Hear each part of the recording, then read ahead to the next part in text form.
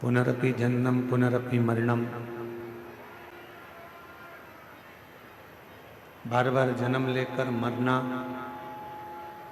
फिर जन्म लेना, फिर मरना, श्रेष्ठता नहीं है। श्रेष्ठता कब होती है? जब हम जन्म लेने के बाद भगवान की अविरल भक्ति में डूबे।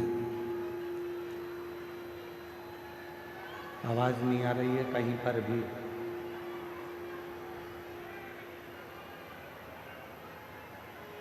जब भगवान की अविरल भक्ति में हम डूबे और भगवान का भजन कर कर, भगवान का स्मरण कर कर, भगवत नाम धारण कर कर, भगवान की अविरल भक्ति को धारण कर कर, फिर हमारा कोई अगला जन्म ही ना हो।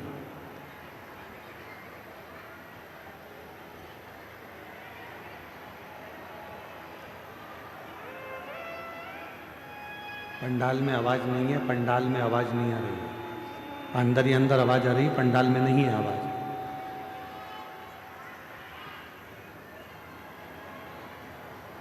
जन्म लेना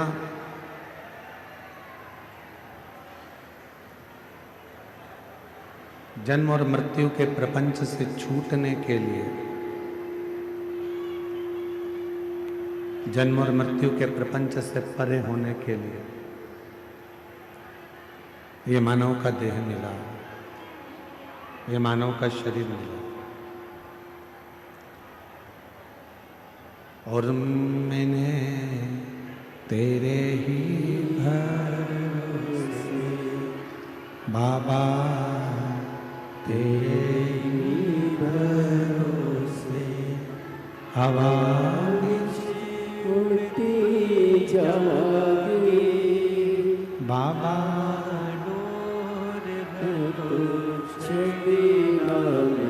कटी जागी भोले मैं तेरी पतंग, शंभो मैं तेरी पतंग, हवा में उड़ती जागी बाबा डोर है तो छठी नाम कटी जागी भोले मैं तेरी पतंग, शंभो मैं तेरी पतंग। शिव कथा करें, भगवान शंकर का पवित्र चरित्र कह रहा है, शिव महापुराण की कथा कर रहा है। एक माली रोज पेड़ में पानी देता है, वृक्ष में पानी देता है।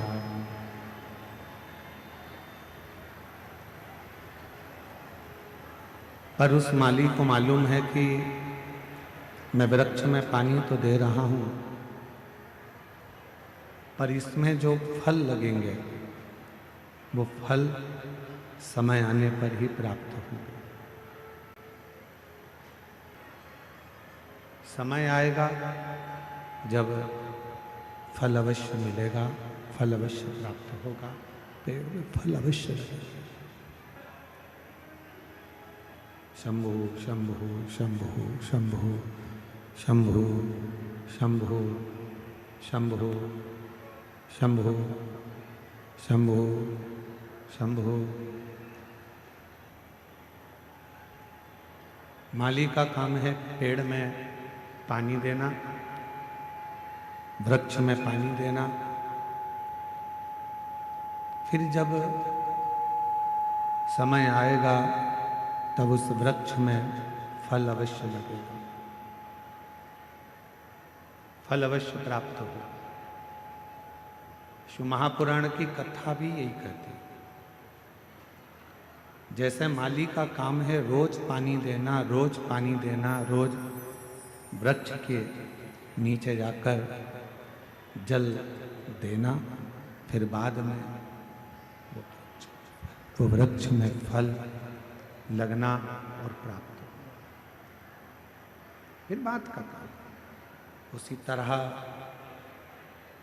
शिव महापुराण की कथा भी कहती है कि रोज शंभु शंभु शंभु शंभु। स्पीकरों की आवाज बढ़ाइए, स्पीकरों की सब दूर पे।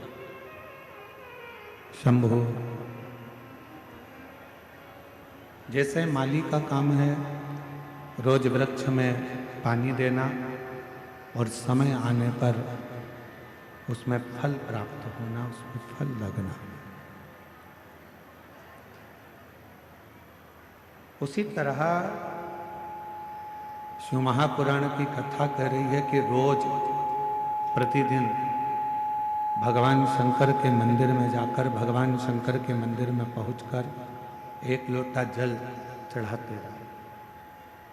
जैसे माली रोज जल चढ़ाता है पेड़ में और एक ना एक दिन फल जरूर आता है, उसी तरह जब हम रोज प्रतिदिन भगवान देव अधिदेव महादेव को जल चढ़ाते रहेंगे, प्रतिदिन हम शिव नाम लेते रहेंगे, तो ये निश्चित है एक ना एक दिन हमारी जिंदगी में भी कोई अच्छा फल अवश्य प्राप्त होगा। कोई अच्छा फल हमारे जीवन में अवश्य प्राप्त होगा, जिससे हम जिंदगी को सही श्रेष्ठता में जी सकें।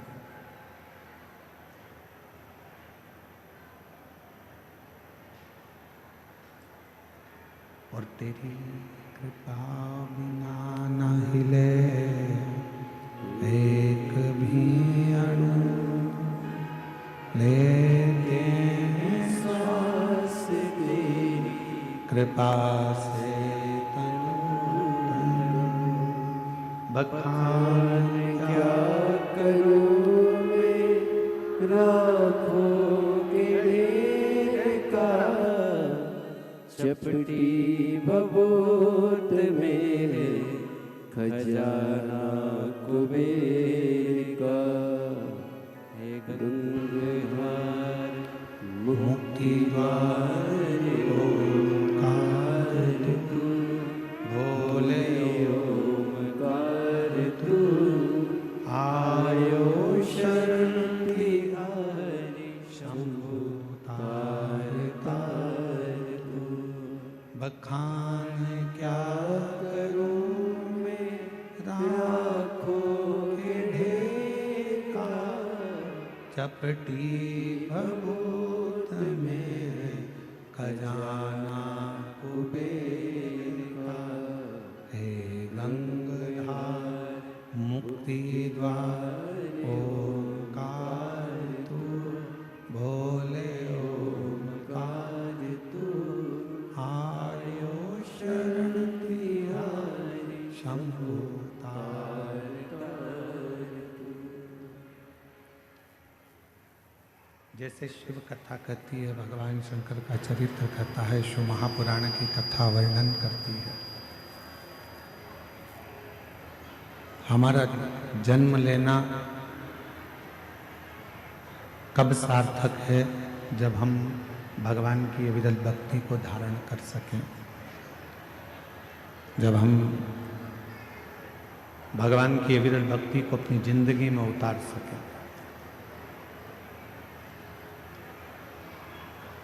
जरा विचार करिएगा, माता सती के जब प्राण छूट गए और माता सती के जब प्राण छूटे, माता सती के शरीर को भगवान शिव ने अपने कंधे पर धारण कर लिया।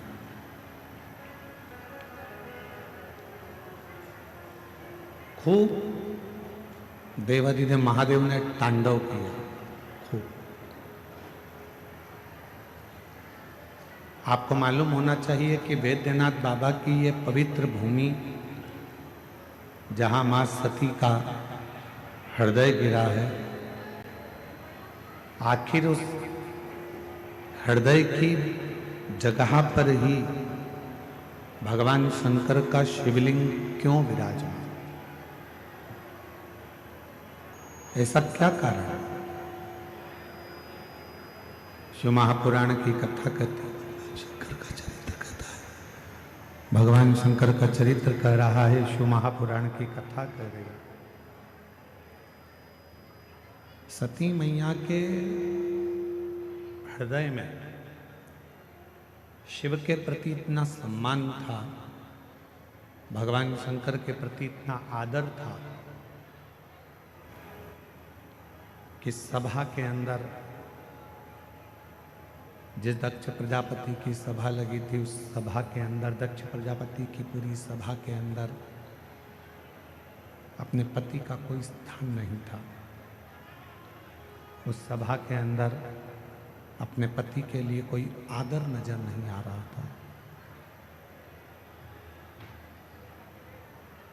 जब पति के लिए कोई आदर नहीं दिखा, सम्मान नहीं दिखा, सत्कार नहीं दिखा, तब सती माता ने अपने प्राणों को त्याग दिया। तब माता सती ने अपने प्राणों को छोड़ दिया। कब त्यागा? जब उन्होंने अपने पति का अपने पिता के घर में आदर नहीं देखा, सम्मान नहीं देखा, सत्कार नहीं देखा। अर्थात सती माता के हृदय में शिवजी के प्रति इतना प्रेम था, भगवान शंकर के प्रति इतना प्रेम था, इतना आदर था, इतना सम्मान था कि सती मैया अपने पति का अपमान सह नहीं पाई।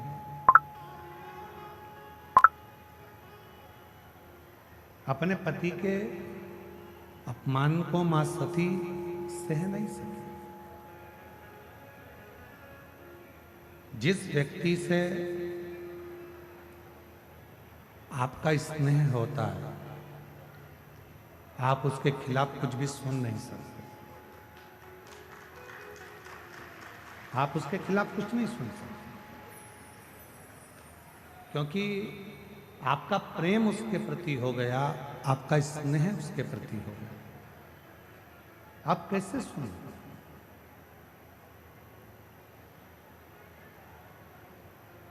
जितनी मेरी जीजियां बैठी हैं, जितने मेरे जीजा बैठे हैं, जितनी मेरी माताएं बैठी हैं, जितने मेरे भाई बैठे हैं, जितने मेरे जीजा बैठे हैं, जितने मेरे बुजुर्ग माता पिता बैठे हैं, आप सब जरा विचार कर कर बताना, एक बेटा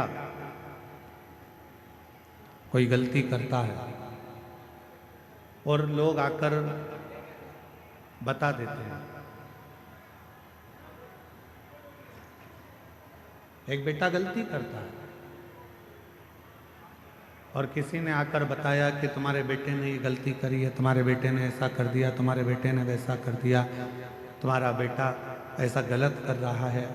ईमानदारी से बोलना, माँ मानने को तैयार हो जाती है क्या कि मेरा बेटा ऐसा कर सकता?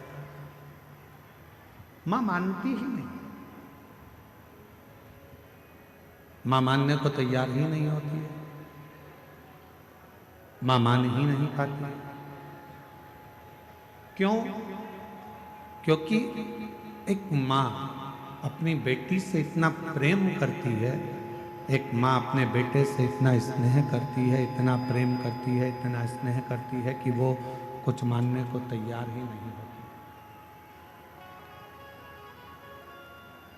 वो कुछ मानती है।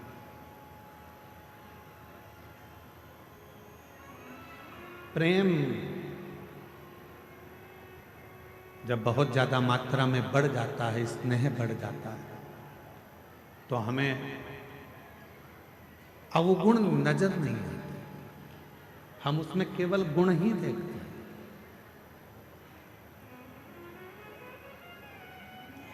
हम उसमें अवगुण नहीं देख रहे हैं, हम केवल उसमें गुण देख रहे हैं।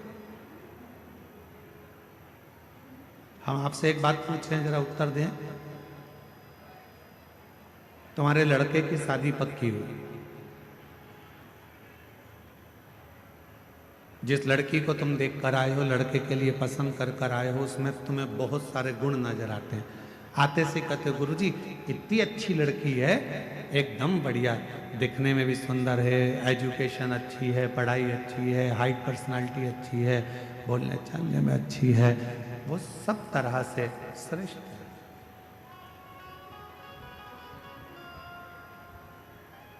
क्यों?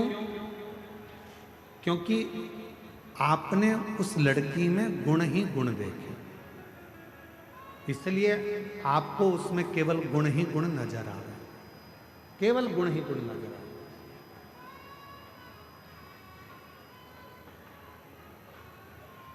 और कुछ समय के बाद जब लड़की शादी कर कर आपके घर में आ जाती है, विवाह कर कर आ गई, 2-4 साल निकल गए, फिर उसके सारे गुण कहाँ चले जाते हैं?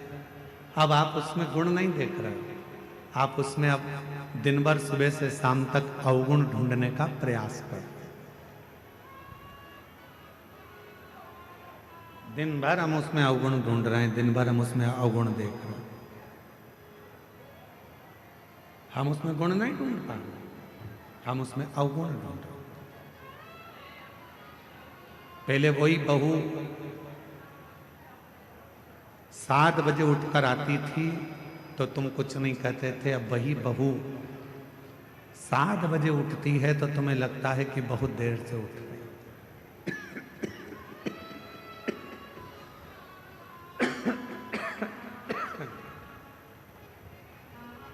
गला पकड़ रहा है बहुत तेज, और साउंड की आवाज भी ऐसी फैल फैल के आ रही है, लोगों को समझ में भी तो आए कथा क्या चल रही है।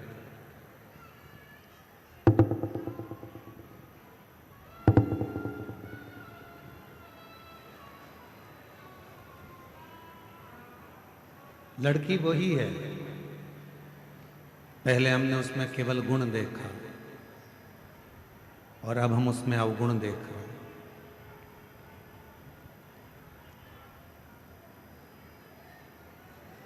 अब हम उसमें गुण नहीं देख पा रहे, अब हम उसमें अवगुण देख रहे हैं।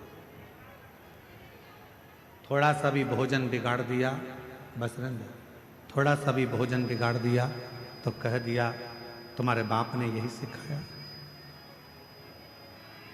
और पहले तो अगर वो थोड़ा सा भी भोजन कुछ बनाकर तुम्हारे सामने ला देती थी तो तुम उसमें प्रसन्न हो जाते थे कि इतना अच्छा भोजन बनाया, इतना श्रेष्ठ भोजन बना है, तुम उसमें भी प्रसन्न हो जाते थे। अब तुम्हें उसमें अवगुण दिख रहा है। यहां जितने बैठे हैं, यहां मेरी जितनी भी माताएं बैठी हैं, जितने भी पिता बैठे हैं, मैं आप सबसे एक निवेदन करूं, उत्तर दीजिएगा जरा से।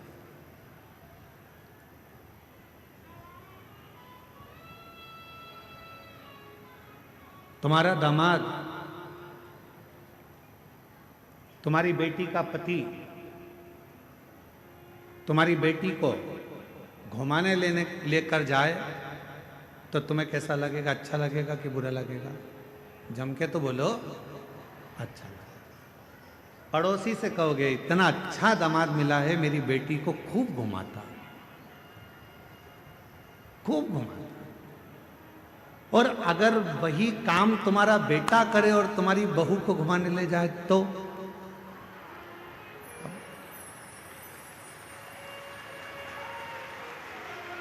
विचार करो। दामाद बेटी को अगर सोने की, तुम्हारी बेटी को सोने की रकम दामाद दिलाए तो मेरा दामाद हीरा है। अभी दिवाली पर उसने मेरी बेटी को सोने का हार दिलाया, रानी हार दिलाया। और वही काम तुम्हारा बेटा करे और तुम्हारी बहू को सोने का हार दिला दे तो तुम्हारा भगोने जैसा मुंह हो जाए।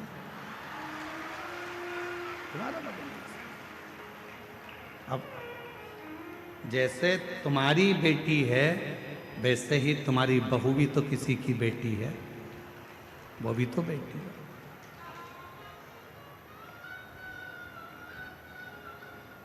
फिर दो मुख क्यों? फिर दो विचार क्यों? फिर दो दृष्टि क्यों?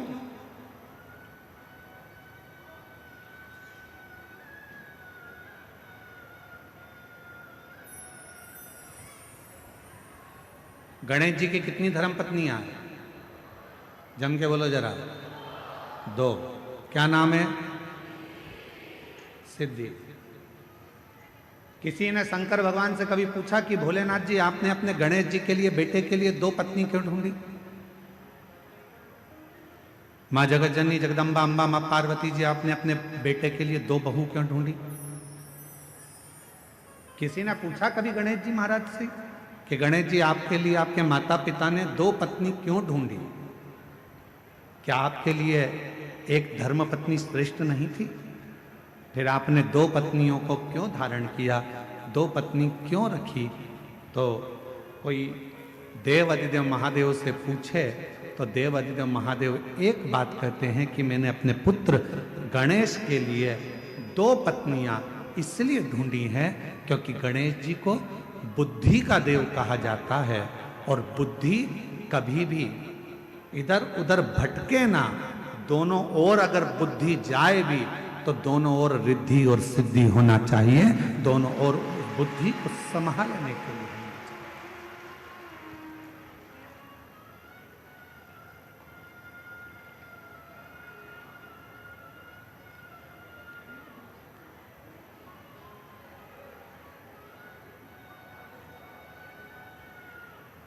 दो दृष्टि नहीं रखना। हमारी बुद्धि 2 तरह से बढ़ जाती है। बेटी और दामाद के लिए हमारी बुद्धि कुछ और कहती है, और बेटा और बहू के लिए हमारी बुद्धि कुछ और कहती है।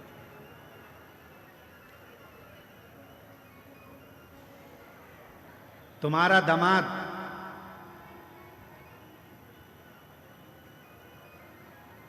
तुम्हारी बेटी बीमार पड़ गई, तुम्हारी बेटी बीमार पड़ी और तुम्हारा दामाद उसको हॉस्पिटल दिखाने ले गया, तुम्हारा दामाद घर में पोछा लगा दिया, तुम्हारे दामाद ने झाड़ू लगा दी, तुम्हारे दामाद ने चाय बनाकर पिला दी, और तुम उससे मिलने गए। मेरा दामाद इतना हीरा है, मेरी बेटी बीमार पड़ गई तो इतनी सेवा कर रहा, इतनी सेवा कर रहा, और मालूम पड़े तुम्हारी बहू बीमार पड़ जाए और तुम्हारा बेटा वही की वही करे तो मेरा बेटा तो लल्लू हो गया। दिन भर उसमें लगा।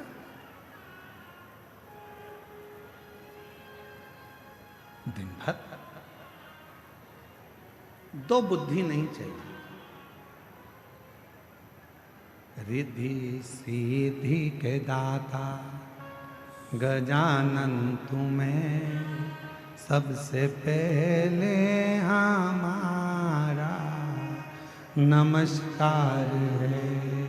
रिद्धि सिद्धि के दाता गजानन तुम्हें सबसे पहले हमारा नमस्कार है।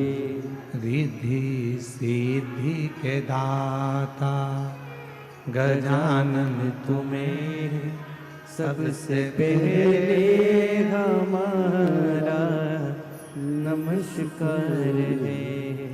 एक बुद्धि रखिए, समदृष्टि रखिए, समदृष्टि। बेटी बीमार पड़ गई, चिंता लग गई, मेरी बेटी 3 दिन से बीमार है, मेरी बेटी ने कुछ नहीं खाया। बहू बीमार पड़ गई, ढोंग कर रही है।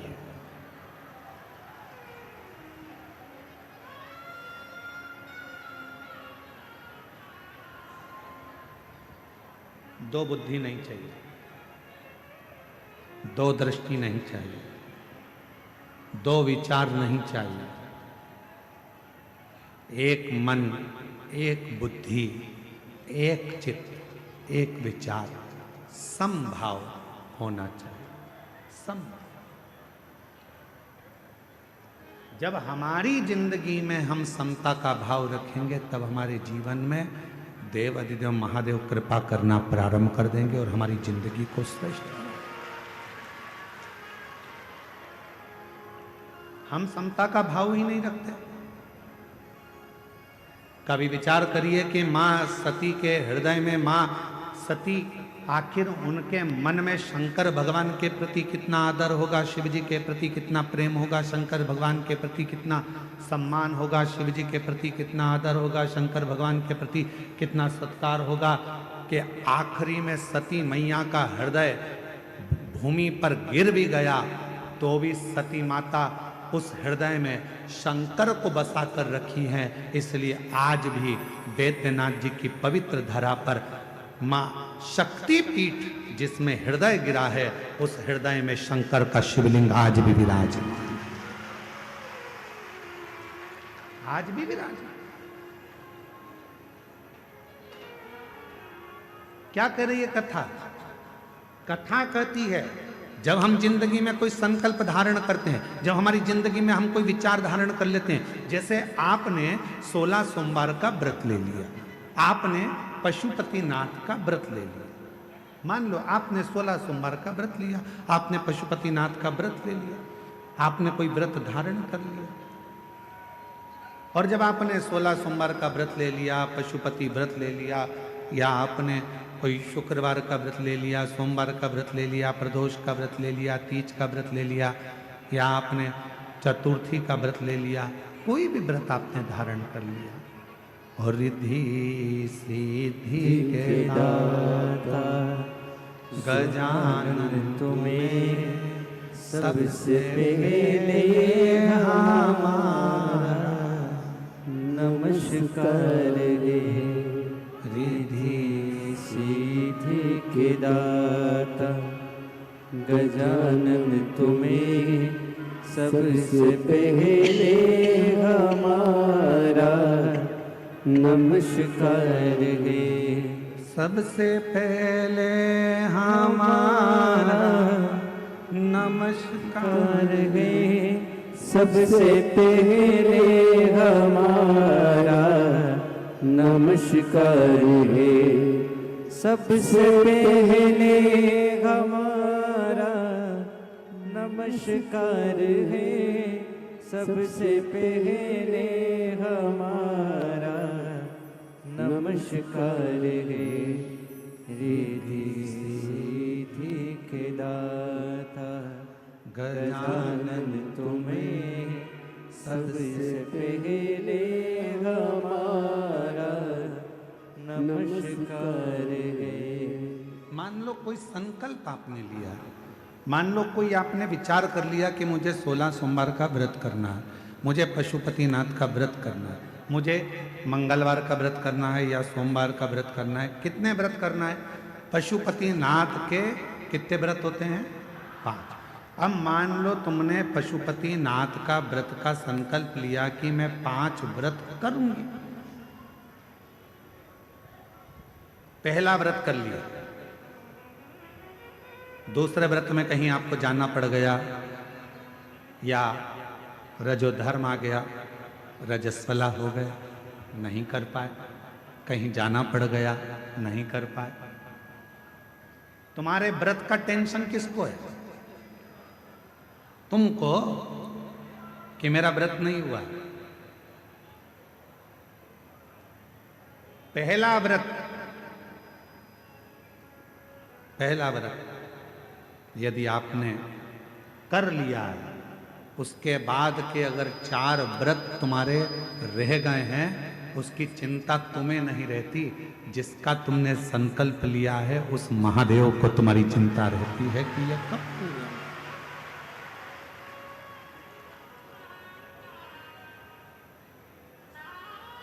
ये कब पूरे होंगे? कैसे पूरे होंगे, कब पूरे होंगे, ये उनको चिंता।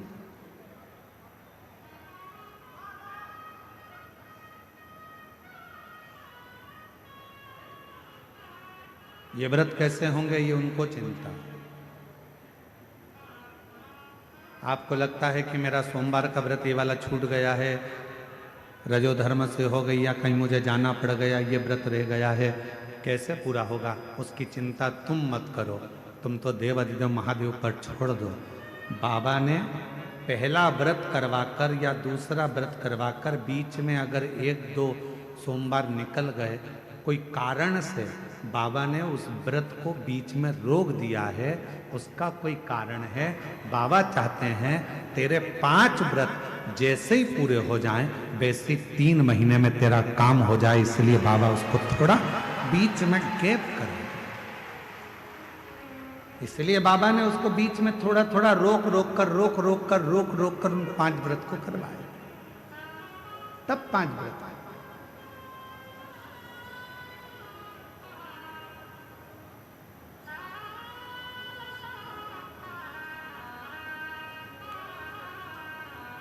इसलिए शिव महापुराण की कथा कहती है जिंदगी का कोई भी पल, कोई भी क्षण, कोई भी समय आपके लिए हर समय, हर क्षण, हर पल प्रसन्नता का और समता का होना चाहिए।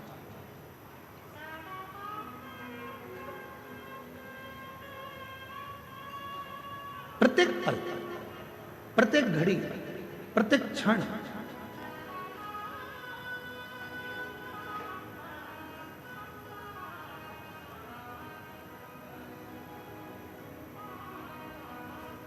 आप जब चाहो जब भगवान को भजो, आप जब चाहो जब शिव का स्मरण करो। इस हृदय में शिव समाहित है।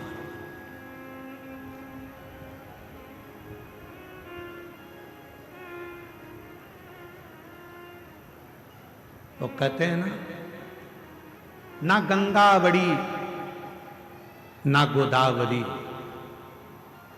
ना गंगा बड़ी ना गोदावरी, न तीर्थ बड़े प्रयाग, सकल तीर्थ का पुण्य वही जिस दिल में शिव का वास। जिस दिल के अंदर शंकर का वास है वो किसी तीर्थ से कम नहीं। जिस दिल में शिव समाया है वो किसी गंगा के घाट से बड़ा नहीं।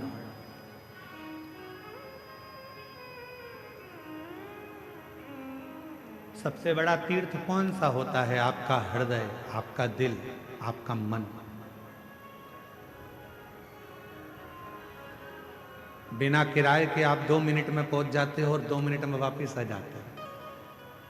अभी बैठे बैठे आप लोगों से हम काशी की बात करेंगे तो तुम्हारा दिल काशी पहुंच जाएगा, वापस लौट कर आ जाएगा। पैसा भी नहीं लगा, 1 रुपया नहीं लगा, घर में बैठे बैठे सारे तीर्थ हो जाते हैं। इसलिए शास्त्र कहता है गंगा बड़ी ना गोदावरी, ना तीर्थ बड़े प्रयाग, सकल तीर्थ का पुण्य वही जिस दिल में शिव का वास। जिस दिल में शंकर का वास होता है वो गंगा, कावेरी, गोदावरी, तीर्थ, प्रयाग सबसे बड़ा वही हृदय हो जाता है।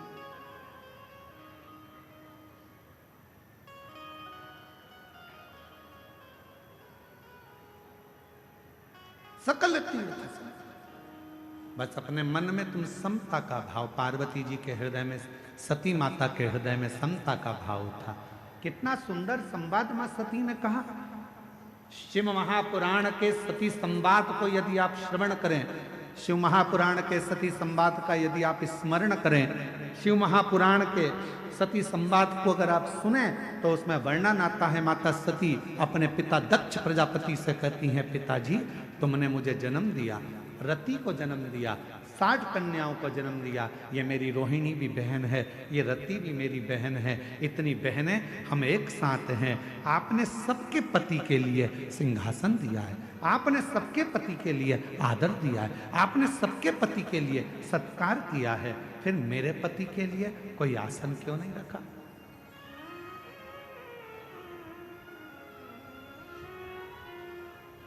फिर मेरे पति के लिए आपने कोई आदर का स्थान क्यों नहीं रखा?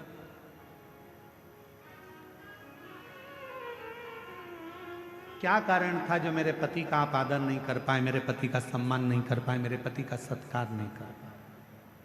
क्या कारण? राजा दक्ष प्रजापति कुछ नहीं बोले। एक शब्द राजा दक्ष प्रजापति ने ऐसा कह दिया कि सती मैया ने अपने प्राणों को त्याग दिया। ये प्रसंग हम शिव महापुराण में लेकर नहीं आते, परंतु इस प्रसंग को इसलिए लेकर आए हैं क्योंकि ये जो भूमि है बाबा वैद्यनाथ जी की, ये 51 शक्तिपीठ में से एक शक्तिपीठ है जहां माता का हृदय गिरा है, इसलिए इस कथा के प्रसंग को शिव के साथ लेकर आए, इसलिए इसको लेकर आए। पिताजी, मेरी सारी बहनों के पति के लिए आदर था, मेरी सारी बहनों के पति के लिए सम्मान था, मेरी सारी बहनों के पति के लिए सिंहासन था, सबका आदर करा, सबका सम्मान करा, सबको सम्मान दिया, सबको सिंहासन दिया, फिर मेरे पति के लिए कोई सिंहासन नहीं, कोई आदर नहीं, कोई सत्कार नहीं, क्यों? किस लिए? दक्ष प्रजापति कुछ नहीं बोले, एक शब्द भी दक्ष प्रजापति ने नहीं कहा। जब माता सती ने क्रोध में आकर कहा, पिताजी तुमने मेरे पति का सम्मान नहीं किया, तब दक्ष प्रजापति को क्रोध आ गया और क्रोध में आकर दक्ष प्रजापति ने कहा, सुन सती, ये तेरा घर नहीं, ये तेरे पति का घर नहीं, ये तेरे पिता का घर है, और मेरा मन, मेरे घर में मैं किसको बुलाऊं? सती, मैंने तो तुझे भी नहीं बुलाया था, तू आ क्यों गई? क्यों आई तू? मैंने तो तुझे भी निमंत्रण नहीं दिया था, मैंने तो तुझे भी नहीं बुलाया था, तू क्यों आई? किस लिए आई?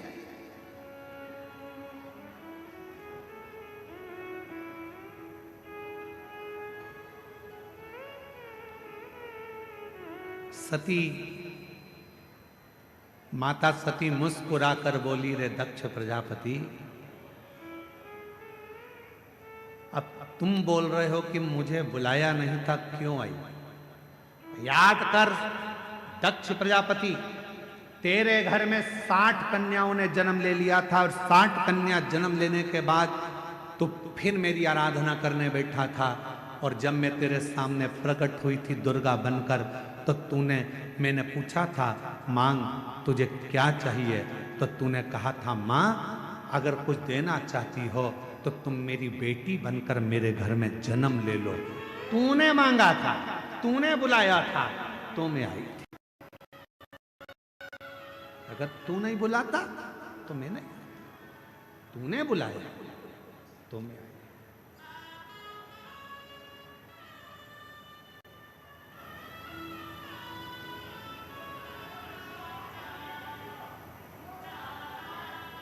और महाराज,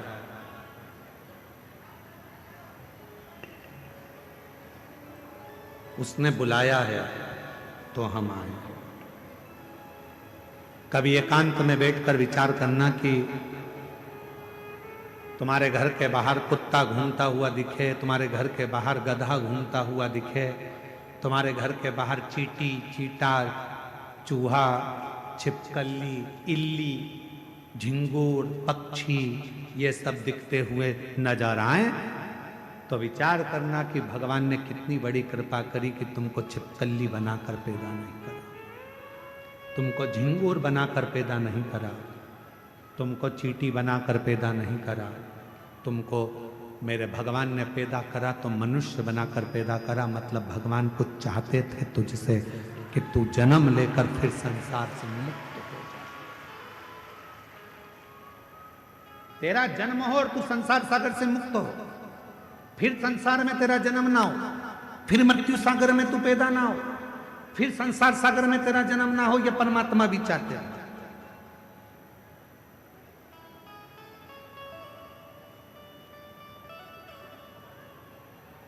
और महादेव नमन चरणों में, महादेव नमन चरणों में, स्वीकार कीजिए सबका किया है, मेरा भी उद्धार कीजिए, उद्धार कीजिए। हे त्रिपुंडधारी, हे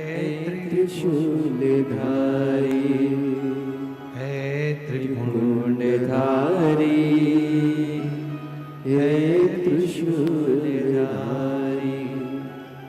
चरणों में तेरे बाबा जी पावन है चारों धाम। चरणों में तेरे बाबा जी पावन है चारों धाम। तेरी देव करते वंदना पूजे सीताराम। तेरी देव करते वंदना पूजे सीताराम। हो जाए पूरी कामना हो जाए पूरी कामना। उपकार कीजिए सबका किया है मेरा भी उद्धार कीजिए। उद्धार कीजिए है त्रिशूलधारी। है त्रिशूलधारी। है त्रिशूलधारी। है त्रिशूलधारी। ये जीवन जो मिला है, चाहता वो तो तुम्हें कोई और जन्म दे सकता था, पर तुम्हें मानव का शरीर दिया, और मानव का शरीर भी दे देता और तुमको वेदनाथ कथा में नहीं बुलाता तो उसने कृपा करी, करुणा करी, दया करी, और उसने विचार करा बहुत दिन से तरस रही है, झोली इसकी खाली है, बहुत दुखी है। एक बार अगर बाबा वैद्यनाथ की कथा में पहुंच गई और बाबा को नमन कर लिया तो निश्चित है कि इसकी झोली में भर कर भेज दूंगा। उस समय कृपा, उस समय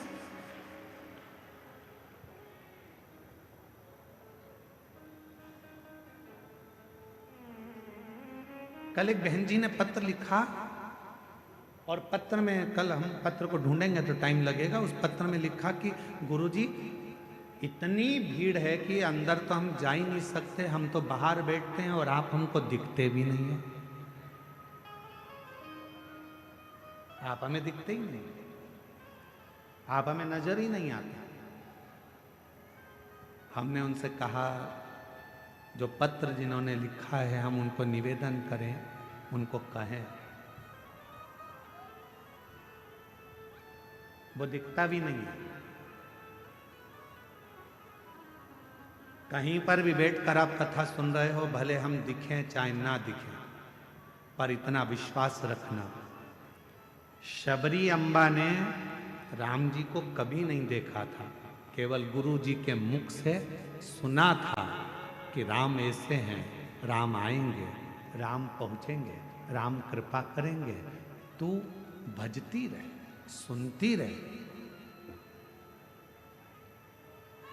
शबरी अम्बा ने केवल राम जी को कभी नहीं देखा था, पर शबरी अम्बा राम जी की रोज इंतजार करती थी, कभी तो आएंगे, कभी तो मिलेंगे, कभी तो दिखेंगे, कभी तो दिखेंगे। और एक दिन ऐसा आ गया कि राम जी शबरी अम्बा के लिए 14 वर्ष के वन के क्षेत्र में चले और एक दिन शबरी अम्बा के दरवाजे पर पहुंच गए। हम जानते हैं कि हम दिख नहीं रहे होंगे आप, हम ये भी जानते हैं कि कई लोग ऐसे हैं कि बाहर से ही आते हैं और बाहर से ही चले जाते हैं, उनको अंदर आने का भी मौका नहीं मिलता। इतना बड़ा ग्राउंड, शायद बाबा देवघर का ये सबसे बड़ा ग्राउंड है जो प्रशासन ने इस कथा के लिए अलॉट करा दिया।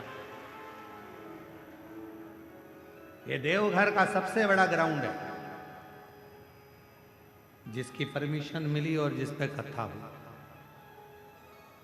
किसी को अंदाजा नहीं था कि ये ग्राउंड में इतने पहले दिन से लोग आ जाएंगे, दूसरे दिन और बढ़ जाएंगे, तीसरे दिन और बढ़ जाएंगे।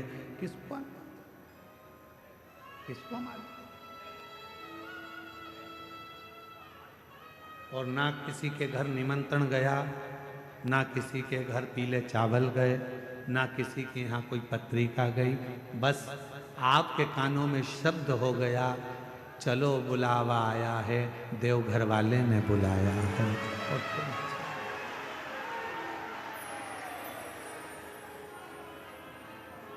चल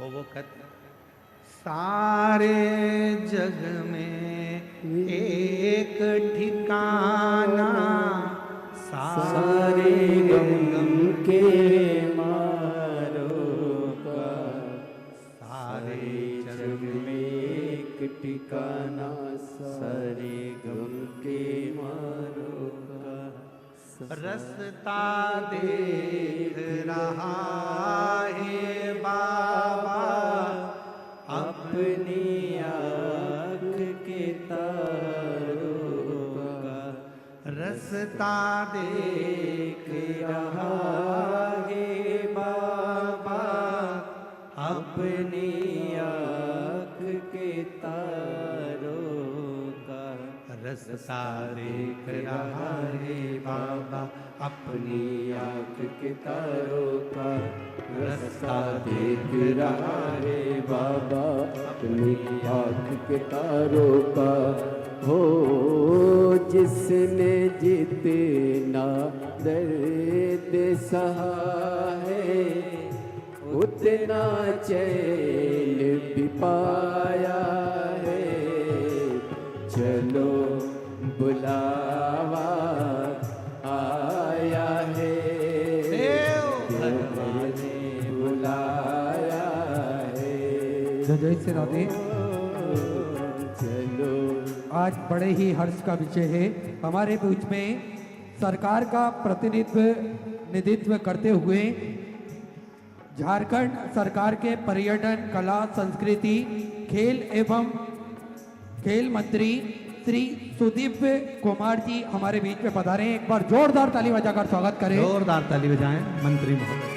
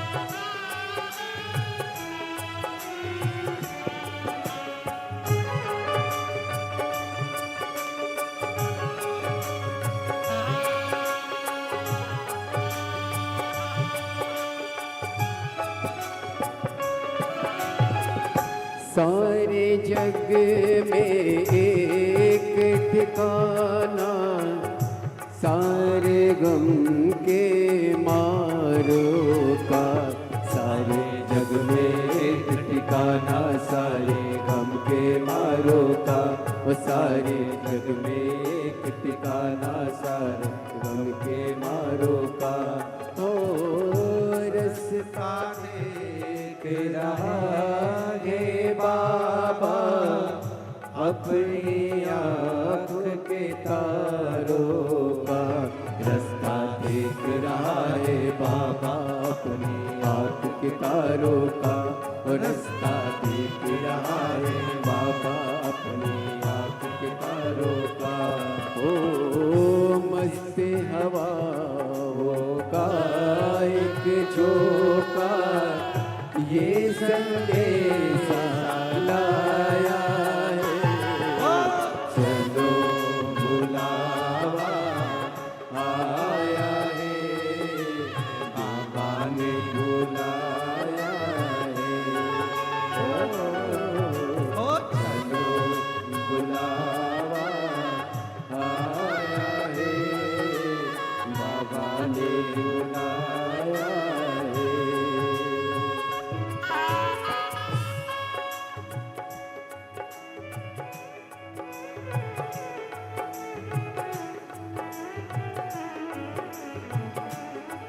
शंभो।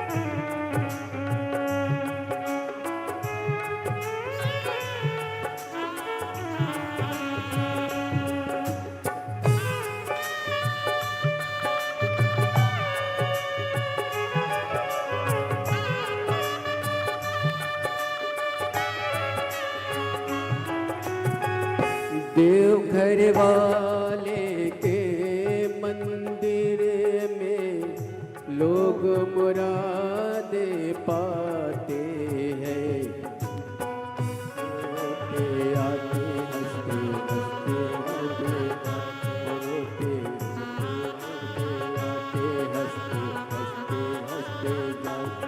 ओ मैं भी मांग के देखूं जिसने जो मांगा वो पाया। चलो बुलावा आया है, बाबा ने बुलाया है। चलो बुलावा आया है, बाबा ने बुलाया है।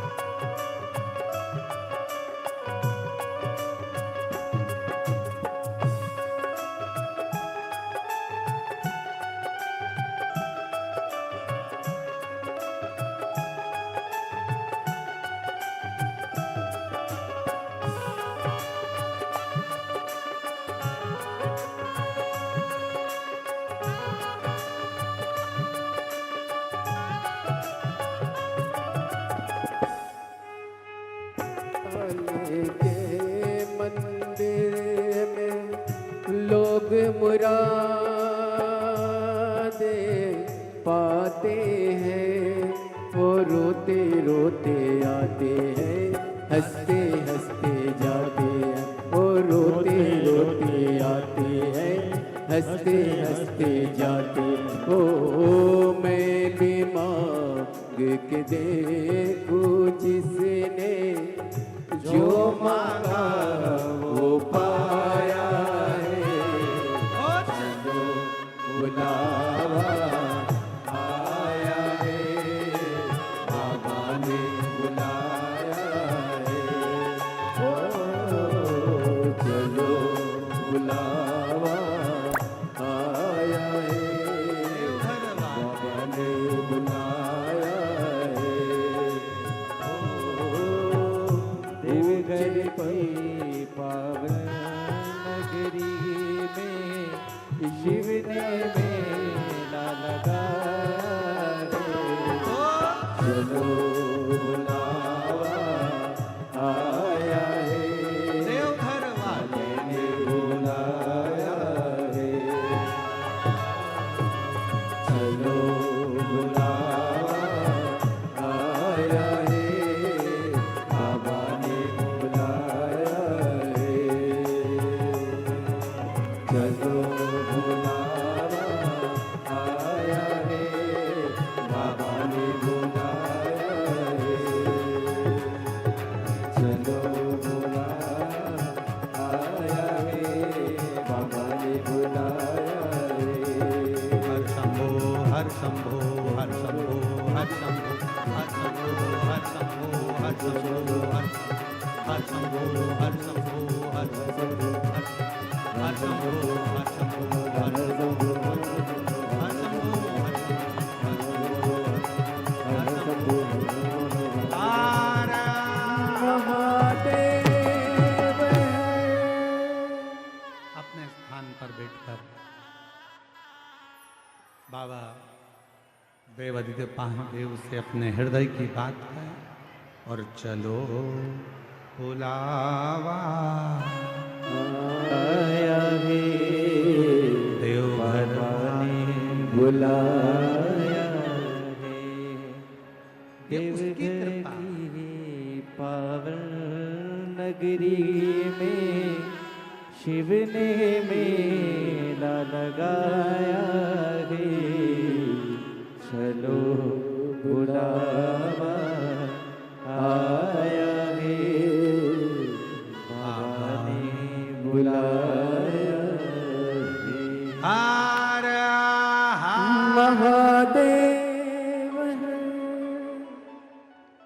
बाबा से अपने मन का भाव कहेंगे। उसके पहले हमारे इस पवित्र प्रांगण में देवघर की पवित्र धरा पर बाबा देवादिदेव महादेव की पवित्र कथा का रसपान करने के लिए झारखंड सरकार के माननीय पर्यटन मंत्री सुदिव्य कुमार जी हमारे बीच में विराजमान हैं। एक बार उनके लिए जोरदार ताली बजाकर साधुवाद। जो झारखंड सरकार का नेतृत्व करने के लिए बड़े भाव के साथ यहाँ पधारे। मैं श्री सुदिव्य कुमार जी पर्यटन मंत्री झारखंड सरकार निवेदन करूं आपका 2 मिनट का उद्बोधन सभी को प्राप्त हो। उसके बाद में हम बाबा से प्रार्थना करें और अपने जीवन को सार्थक करें। एक बार जोरदार ताली बजाओ माननीय मंत्री महोदय जी के लिए। झारखंड सरकार पर्यटन मंत्री श्री सुदिव्य कुमार जी। बहुत बहुत धन्यवाद बाबा। महादेव की इस धरती पर परम पूज्य पंडित जी और इस विशालतम पंडाल में भक्तों का यह अपार जनसमूह, भक्ति की बहती यह अविरल धारा जिसमें आप प्लावित हो रहे हैं। मैं ईश्वर से हृदय तल से यह प्रार्थना करता हूं कि जिन मनोकामनाओं को लेकर आप चल कर आए हैं, देवादिदेव महादेव आपके ऊपर, हमारे राज्य के ऊपर कृपा बरसाएं। और आदरणीय पंडित जी से भी मेरी हाथ जोड़कर विनती है कि झारखंड पर आपकी भी कृपा बरसती रहे। इन्हीं बातों के साथ एक बार पुनः बहुत धन्यवाद करते हुए मैं अपने शब्दों को समाप्त करता हूं। बहुत बहुत धन्यवाद। बहुत बहुत धन्यवाद माननीय पर्यटन मंत्री झारखंड सरकार श्री माननीय सुदिव्य कुमार जी। बहुत सुंदर विचार आपके इस संपूर्ण क्षेत्रवासियों को मिले। एक बार जोरदार ताली बजाकर माननीय मंत्री महोदय जी का स्वागत वंदन। हर हर महादेव। भाव से बड़े आनंद से बाबा को अपने मन का भाव कहेंगे। हृदय से बाबा को अपने मन की बात कहेंगे। जहाँ जगह मिले वहाँ बैठकर दिल से बाबा को अपने मन का भाव अवश्य कहिए, प्रार्थना करिए। साथ में बोलिएगा, हृदय से बोलिएगा। बाबा को दिल की बात, जो जहाँ बैठा है वहीं बैठकर बाबा को अपने मन का भाव कहिए। ये ना सोचे कि हम आगे आकर बैठे हैं या पीछे आकर बैठे हैं। 3 घंटे की कथा में 2.5 घंटा मिला है, इसको विवाद में मत निकालो। जहाँ जगह मिल जाए वहाँ बैठकर उससे अपने दिल की बात करो।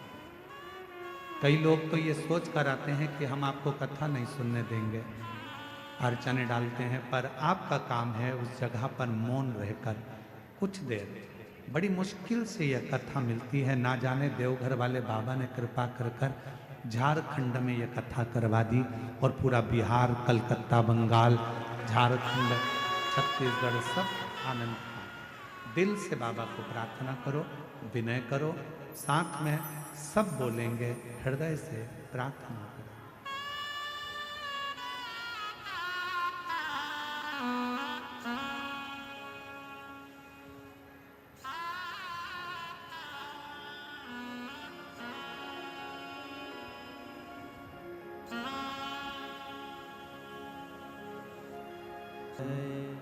नमस्तु श्री शिवाय, नमस्तु श्री शिवाय, नमस्तु श्री शिवाय, नमस्तु श्री शिवाय, नमस्तु भोला सब दुख काटो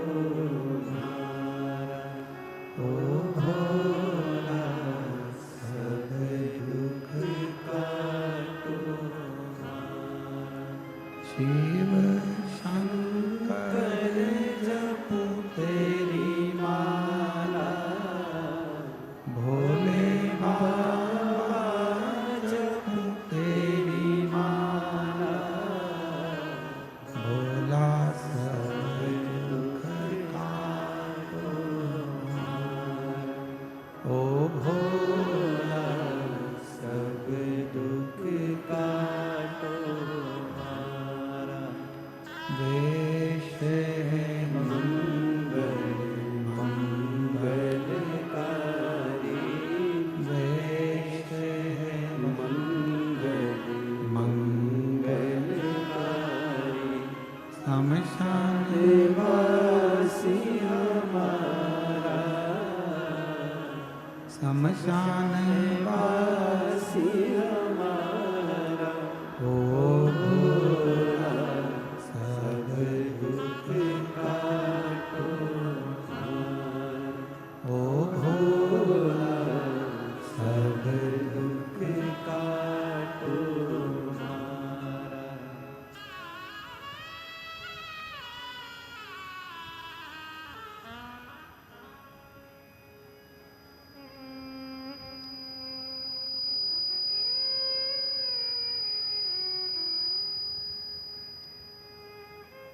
बाबा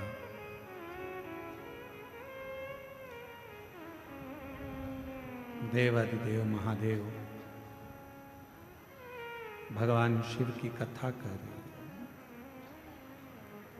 शिव महापुराण की कथा वर्णन कर रही है। माता सती ने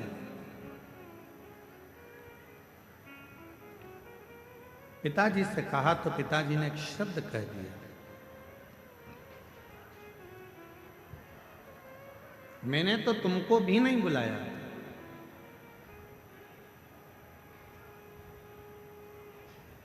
सती मैया ने कहा, पिताजी ये तो नहीं हो सकता कि तुमने मुझे ना बुलाया। याद करो, आपके घर में कई बेटियों ने जन्म ले लिया था और मैं जगत जननी दुर्गा स्वयं तुमसे कहने के लिए आई थी कि अब बेटी मत मांगो, पर तुमने बेटी मांगी। और कहा तुमने कि मुझे बेटी के रूप में तुम चाहिए। और मैंने कहा था दक्ष प्रजापति कि तू मुझे समझ नहीं सकता, तू मुझे जान नहीं सकता दक्ष प्रजापति। शिव को और शक्ति को समझने के लिए कई जन्म लेना पड़ जाएंगे, तब जाकर मनुष्य समझ पाएगा कि शंकर भगवान है क्या, शिव का एक लोटा जल है क्या, शिव की अविरल भक्ति है क्या, मां दुर्गा भवानी आद्य शक्ति है क्या। कई जन्म निकल जाएंगे, कई जन्म। एक पत्र है, अच्छा है, देखिए।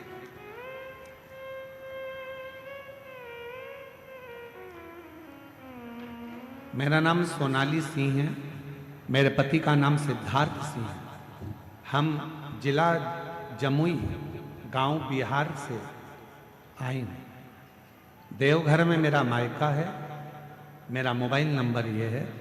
मेरी शादी को कई साल निकल गए थे पर संतान का सुख नहीं था। हमने डॉक्टरों का इलाज करवाया पर औलाद नहीं आई। जैसा जैसा डॉक्टर जांच का बोले वो सारी जांचें कराई पर औलाद का सुख नहीं आया। तब किसी के कहने पर पहली बार टीवी पर कथा सुनना चालू किया। कथा सुनना तो चालू करा और मेरा विश्वास जागृत हुआ। मैं कभी मंदिर ना जाती थी ना जल चढ़ाती थी, पर मेरे बाबा आपके कहने पर मैंने मंदिर में जाना प्रारंभ करा, जल चढ़ाना प्रारंभ करा और 2 बार पशुपति व्रत करे, 2 बार सफेद आंकड़े की जड़ का प्रयोग करा और बाबा की ऐसी कृपा हुई कि कई वर्षों के बाद मेरे बाबा ने मेरे घर में 2 जुड़वा बेटों ने जन्म दे दिया। मैं बाबा को प्रणाम करने के लिए कहीं बैठी हूं तो हाथ हिला सकती हूँ, दिख रही है? हाँ जी, हाँ दिख रही। बच्चे आए हैं साथ में? वही हैं? अच्छा ठीक है, आ जाओ। एक बेलपत्र ले जाना अगर रास्ता मिल जाए तो। तुम आते हो बेलपत्र लेने के लिए, तुम्हारी जगह कोई और ले जाता है। आप लोग सोच रहे होंगे गुरुजी यहाँ पर पत्र कम पड़ रहे हैं, उसका कारण ये भीड़ बहुत ज़्यादा है भक्तों की। आपको निकल कर आने में देरी लगेगी, पहुँचोगे, जगह चली गई तो झगड़ा करोगे, इसलिए पत्र भी हम कम पढ़ रहे हैं। एक पत्र और बड़ा सुंदर आया है, देखिए।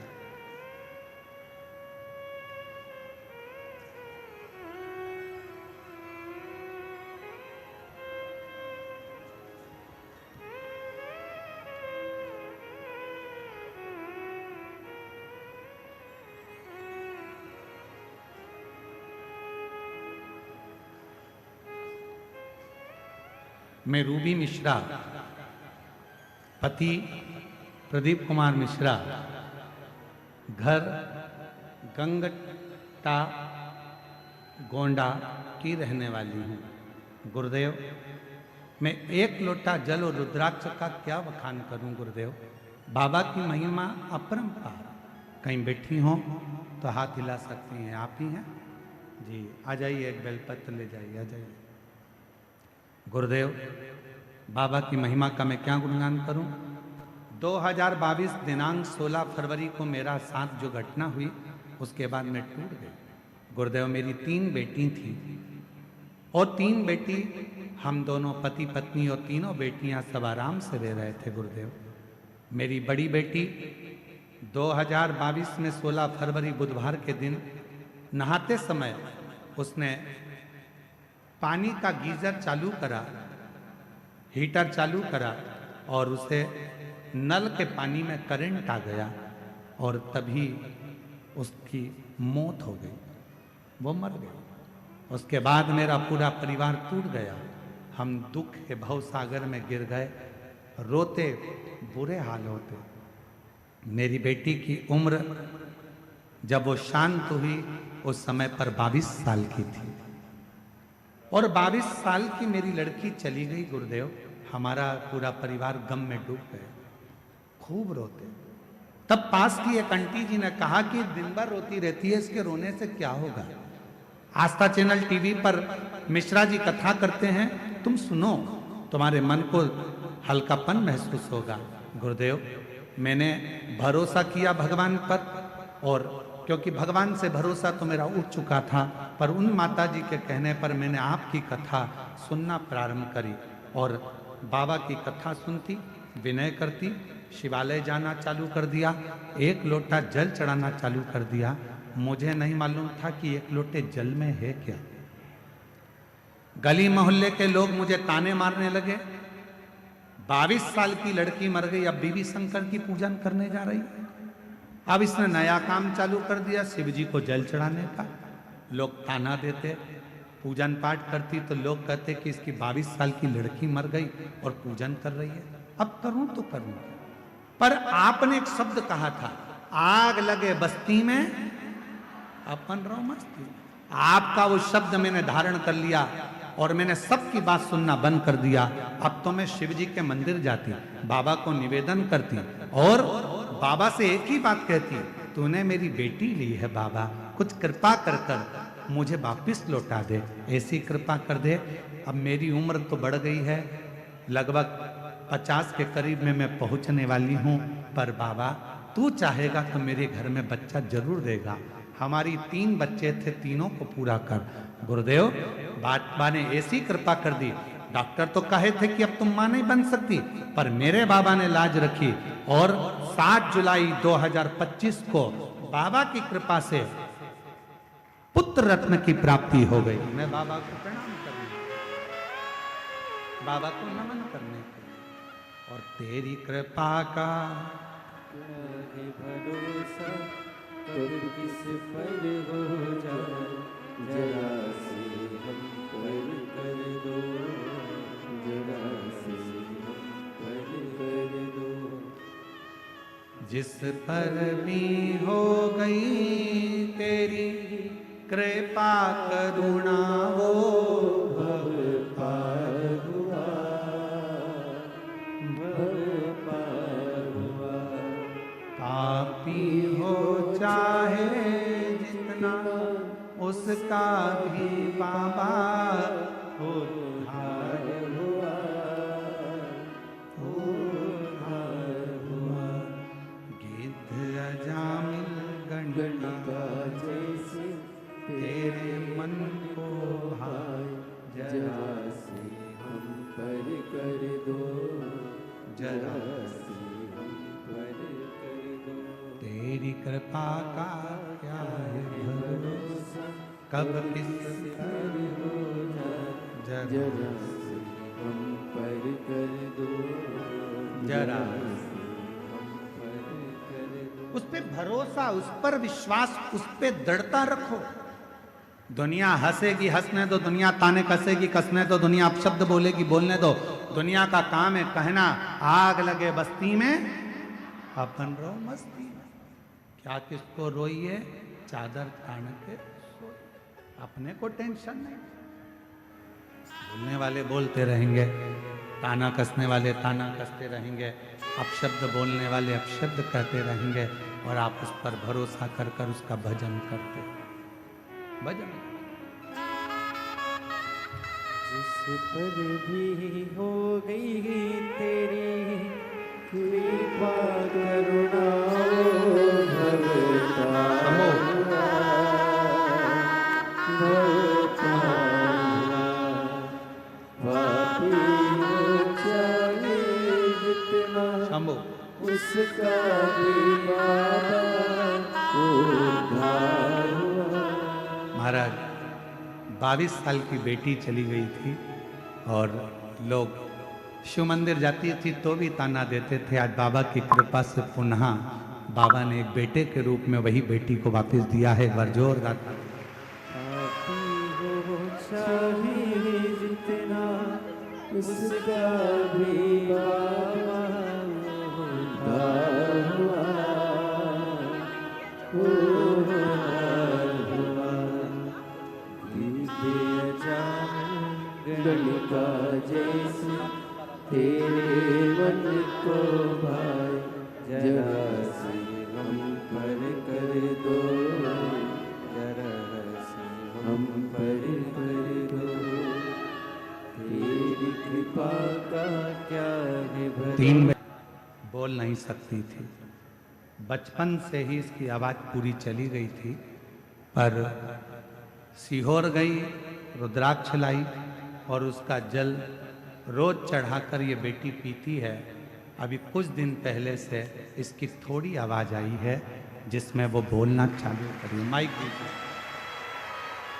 रोते नहीं, खुश हो। आंसू पोछो, पहले आंसू पोछ जल्दी से, आंसू पोछो। इसकी थोड़ी आवाज मेरे बाबा ने दिया है। पहली बार मुख से श्री शिवाय नमस्तुभ्यम अभी कुछ दिन पहले से ही बोल रही हैं।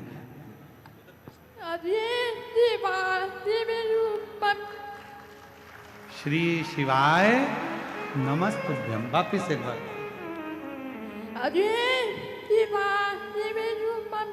श्री शिवाय नमस्तुभ्यम। जन्म से आवाज नहीं थी, अब 22 थोड़ी आई है, बोलना प्रारंभ करा है इसने और मुख से बोल रही है। एक बार जोरदार ताली बजा। ठीक हो जाएगा। न चाहता कोई दिल से तुम्हारे, खाली न जाता कोई दर से तुम्हारे, मैं भी खड़ी हूँ नंदी बारे बसारे, अपने हृदय से लगा लो लगा लो, गिना जा रहा हूँ, उठा लो। बाबा से प्रार्थना करिए, दोनों से निवेदन है, थोड़ा डाउन कर कर चलाओ। शिव कृपा करो। बाबा प्रार्थना करो, जिस समय तुम दिल से बाबा से निवेदन करोगे, विनय करोगे, बाबा उसको स्वीकार है, स्वीकार करो।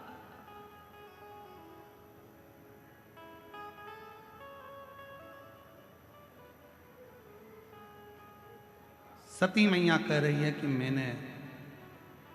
मैं जबरन तुम्हारे घर में नहीं आई। दक्ष प्रजापति कह रहे हैं तुझे बुलाया किसने था, निमंत्रण नहीं भेजा, पत्र नहीं भेजा, फिर क्यों आई, किस लिए,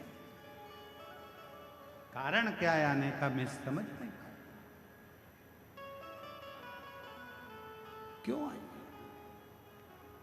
सती माता ने कहा पिताजी मेरे आने का कोई कारण नहीं, पर आज मेरे पति का जो अपमान हुआ है, मेरा हृदय मेरे शिव में हमेशा रमा रहता है, लगा रहता है। इस हृदय में शिव के सिवा कुछ भी नहीं है, कुछ भी।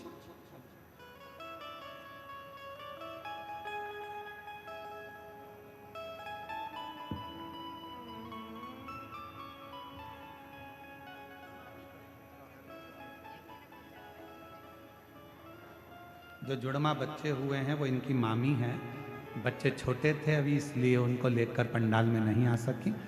एक बार जोरदार ताली बजाओ साथ में।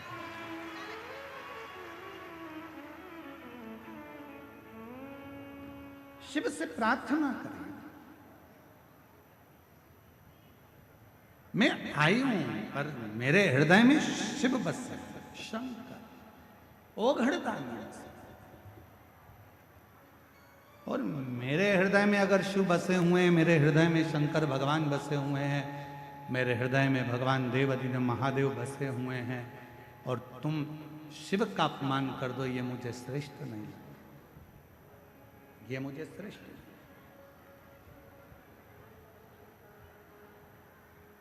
आज में सती माता कहती है दक्ष प्रजापति सुन, मैं आपकी बेटी हूं, प्राणों को त्याग रही हूं। तुमने मेरे स्वामी का अपमान करा है, इसलिए तुम्हारा शीश कटेगा, बकरे का मुख लगेगा। ये सती माता कह रही हैं कि बकरे का मुख लगेगा। पर जिस बेटी का अपमान करा है,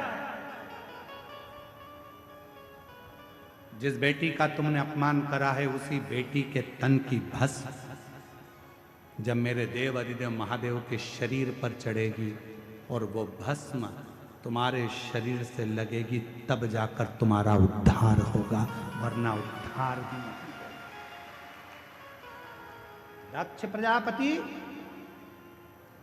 मेरे तन की भस्म मेरे देव अधिदेव महादेव पर चढ़ेगी और वो भस्म जब तुम पर लगेगी, तुम्हारे शरीर को छुएगी, तब वो भस्म उद्धार। एक बड़ा सुंदर प्रसंग आता है महाराज।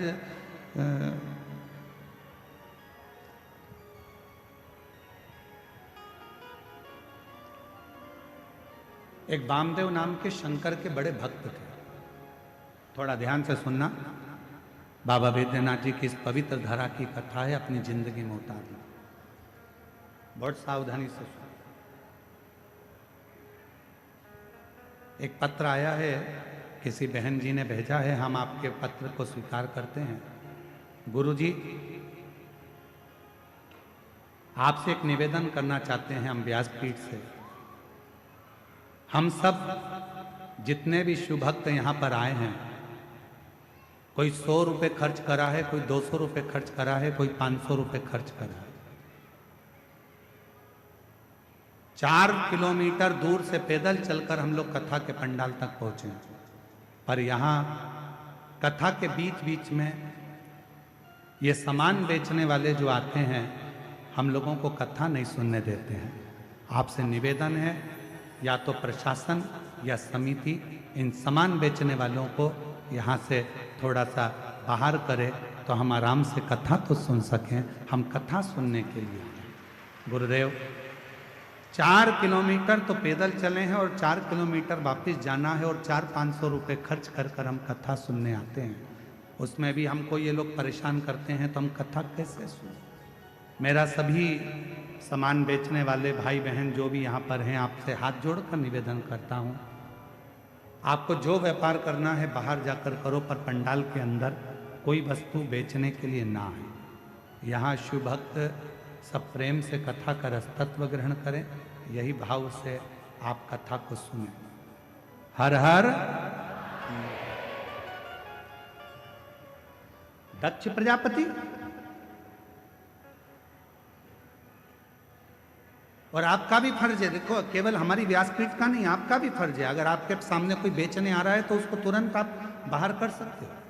बाहर निकलो यहाँ से, पंडाल के बाहर जाकर बेचो, अंदर नहीं आना। ये आपका भी तो फर्ज है, आप भी तो कथा के श्रोता हो, शिव कथा कर रहे हो। ए दक्ष प्रजापति, मेरे तन की भस्म मेरे देव अधिदेव महादेव को चढ़ेगी, और जब महादेव पर यह भस्म चढ़ेगी और वह भस्म तेरे शरीर पर लगेगी, तब तेरा उद्धार। एक बहुत सुंदर संवाद है। एक वामदेव नाम के शिव जी के परम भक्त हुए, शिव उपासक थे, उनको शिव योगी भी कहते थे, वामदेव उनका नाम था। शंकर की भक्ति बहुत, एक नियम उनने अपनी जिंदगी में ले रखा था, केवल एक नियम। और आपसे भी निवेदन है, अगर शंकर जी के मंदिर में आप जाते हो, रोज प्रतिदिन भगवान शिव के मंदिर में जाते हो, शंकर जी के मंदिर में दर्शन करने जाते हो, शंकर जी के मंदिर में 1 लोटा जल चढ़ाने जाते हो, शिव जी के मंदिर में यदि आप प्रतिदिन जाते हो, तो मेरा एक निवेदन आप सबसे है कि शंकर जी के मंदिर की कोई एक सेवा आप खुद अपने पास में रखो। मंदिर में जाऊंगी, झाड़ू लगाऊंगी, मंदिर में जाऊंगी, जितना निर्माल्य पड़ा होगा उसको उठाकर एक कोने में रख दूंगी, बाद में विसर्जन कर दूंगी। मंदिर में जाऊंगी, किसी ने दिए लगा कर रखे होंगे, उन दियों को जब वो ठंडे हो जाएंगे उठाकर एक कोने में रखी आऊंगी। मंदिर में जाऊंगी, मंदिर के जितने लोटे हैं, बर्तन हैं, उनको मैं साफ कर दूंगी। मंदिर में जाऊंगी, बेलपत्र ले जाकर मंदिर में रख दूंगी, बाबा को चढ़ जाएगा। मंदिर में जाऊंगी, कहीं जाले लग रहे होंगे, झाड़ू उठाऊंगी, उस जाले को मैं साफ कर दूंगी, जिससे मेरी जिंदगी के सारे जाले समाप्त हो जाएं और मेरी जिंदगी भी अच्छी हो। एक नियम, जब हम हमारी जिंदगी में कोई एक नियम धारण करते हैं तो देवाधिदेव महादेव हमारी ओर अग्रसर होकर आते चले। वामदेव एक ऐसे शंकर भगवान के भक्त हुए, शिव के उपासक हुए, जिन्होंने शंकर भगवान पर ना जल चढ़ाया, ना शंकर भगवान पर बेल चढ़ाया, ना शंकर भगवान को प्रसाद चढ़ाया, ना शंकर भगवान को कोई वस्तु चढ़ाई। उस वामदेव शिव भक्त ने अगर कुछ चढ़ाया तो शंकर जी को रोज प्रतिदिन भस्म तैयार कर कर शिव जी को भस्म चढ़ाई। प्रतिदिन भस्म चढ़ाए,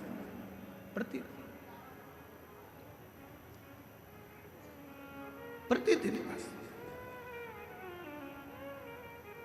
आप सबको मालूम है ना भस्म कैसे बनाई जाती है? भस्म का नियम क्या है?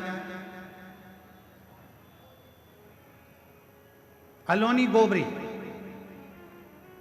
अलोनी गोबरी किसको कहते हैं? कंडा किसको कहते हैं? एक होता है गाय का गोबर लाए, हाथ से ऐसे ऐसे थाप कर उसका कंडा बना दिया, गोबरी बना दी, ठीक है? वो नहीं, गाय ने देसी जो हमारी वेद लक्षणा गाय होती है, देसी गाय होती है, उसका जो गोबर गिरता है वो गोबर अपने आप सूख जाए, वैसा कि वैसा ही, उसको हाथ लगाकर थापा ना जाए, सूख जाए। ऐसे ऐसे गोबर जंगल में बहुत मिल जाए। उसको जलाकर अच्छा मुहूर्त देखकर फिर उसको गंगा जल छीट कर उसको जलाकर उसकी जो भस्म तैयार होती है उसको कपड़े से छान कर शिव नाम लेते हुए, शंकर का स्मरण करते हुए, जैसा जैसा शिव महापुराण में वर्णन है भस्म बनाने का, उसका स्मरण करते करते, शिव नाम लेते लेते उसको तैयार करा जाए। फिर उस भस्म को आप शिव जी को समर्पित कर सकते हैं। उस भस्म को वापस लेकर आकर उस भस्म को अपने तन पर धारण कर सकते हैं, त्रिपुंड लगा सकते। वामदेव एक ऐसे शिव भक्त हुए जिन्होंने शंकर भगवान को कुछ नहीं चढ़ाया, केवल शंकर भगवान को भस्म चढ़ाया, केवल भस्म। और भस्म कैसी बात है, केवल भस्म।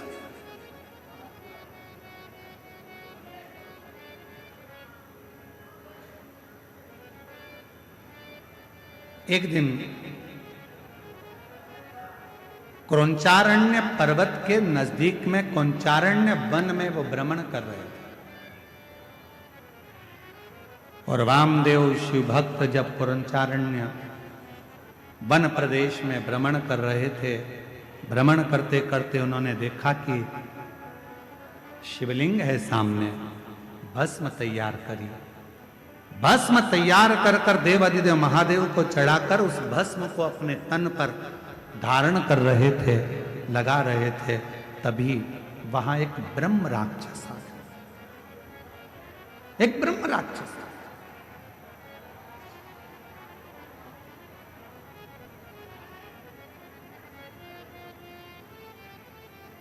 और एक ब्रह्म राक्षस उसी समय पर आया और जैसे ही ब्रह्म राक्षस आया, उस राक्षस बहुत दिन का भूखा था, उसको कोई भोजन नहीं मिला था। वामदेव को देखा तो बड़ा प्रसन्न हुआ कि आज बहुत दिन के बाद मुझे भोजन प्राप्त हुआ, आज बहुत दिनों के बाद मुझे भोजन मिला है, आज मैं इस भोजन को ग्रहण करूंगा, आज बहुत दिनों के बाद मुझे प्राप्त हुआ। और ब्रह्म राक्षस थोड़ी देर तक तो देखा और देखने के बाद ब्रह्म राक्षस ने वामदेव को खाने के लिए उनके हाथ का स्पर्श कर लिया। स्पर्श करते से ही जो तन पर भस्म लगी थी, वो भस्म वामदेव शिव मुनि के शरीर की वो भस्म ब्रह्म राक्षस के हाथ का स्पर्श कर, हाथ का स्पर्श। हमको कभी कभी लगता है कि क्यों इतना किसी पुराण के कथा के पंडाल की मिट्टी को लोग लेकर नहीं जाते, पर शिव महापुराण के कथा के पंडाल की मिट्टी को भी लोग अपने शरीर पर धारण करते हैं। ये इस कथा से सीखने को मिलता है वामदेव जी की कि भगवान शंकर के भजन का बल कितना बढ़ता है कि शिव जी के शरीर पर लगी हुई भस्म राक्षस का भी कल्याण कर देती है, तो शिव पुराण की कथा की पंडाल कई जीवों का कल्याण कर जाती है, कई जीवों का।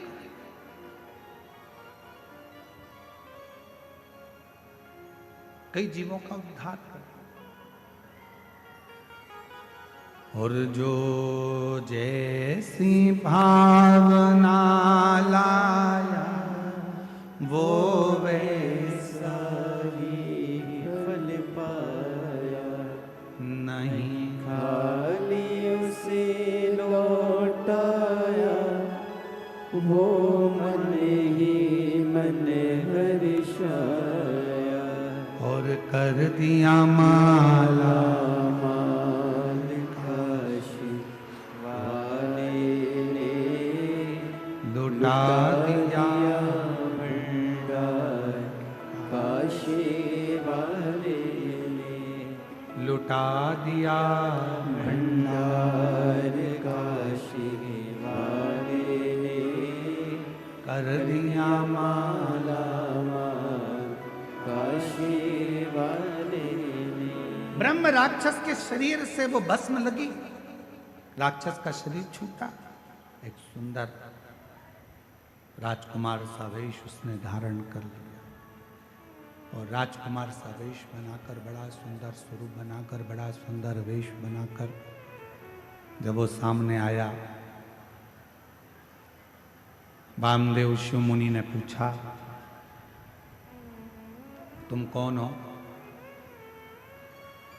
कहां से आए हो, क्या तुम्हारा नाम है? अभी तो तुम मुझे खाने वाले थे, तुम तो राक्षस हो, और अब तुमने इतना सुंदर रूप रख लिया, कौन हो तुम? कहा, गुरुदेव,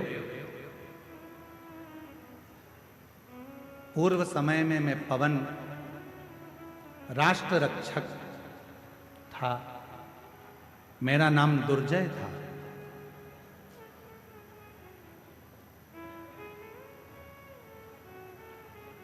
रक्षा करना मेरा काम था, मेरा नाम दुर्जय था, मैं रक्षा करता था।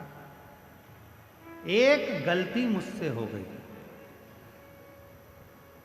ना तो मैं कभी शंकर का उपासना करता था, ना कभी मैं मंदिर शिव जी के गया, ना कभी मैंने शंकर का भजन किया, ना कभी मैंने शिव की आराधना करी, ना साधना करी। और कोई अगर शंकर के मंदिर जाता था, शंकर को लोटा भर जल चढ़ाने जाता था, या शिव की भक्ति कोई करता था, तो उसमें मैं अड़चन उत्पन्न करता था, उसको रोकता था, रोक रहा। मेरी जीजियों, मेरे जीजाओं, मेरी बेटियों, मेरे बेटाओं, मेरी माताओं, मेरे बुजुर्ग माता पिता, स्मरण करिएगा, तुम्हारे मोहल्ले में, तुम्हारे परिवार में अगर कोई शंकर जी को एक लोटा जल चढ़ा रहा है तो चढ़ाने दो। कोई शिव का भजन कर रहा है, करने दो। कोई शंकर की कथा में जा रहा है, जाने दो। उस पर टांट नहीं मारना, उसको ताना नहीं कसना, उसको ताने नहीं देना। इस बहन ने क्या लिखा, इस बहन ने इस पत्र में लिखा ना कि मेरे जब 22 साल की लड़की मेरी चली गई तो लोगों ने ताना देना प्रारंभ करा। आप कहते हो कि शंकर के मंदिर जाओ, मैं शिव जी के मंदिर जाना चालू करी और मेरे गांव के लोग, मेरे मोहल्ले के लोग मुझे ताना देने लगे।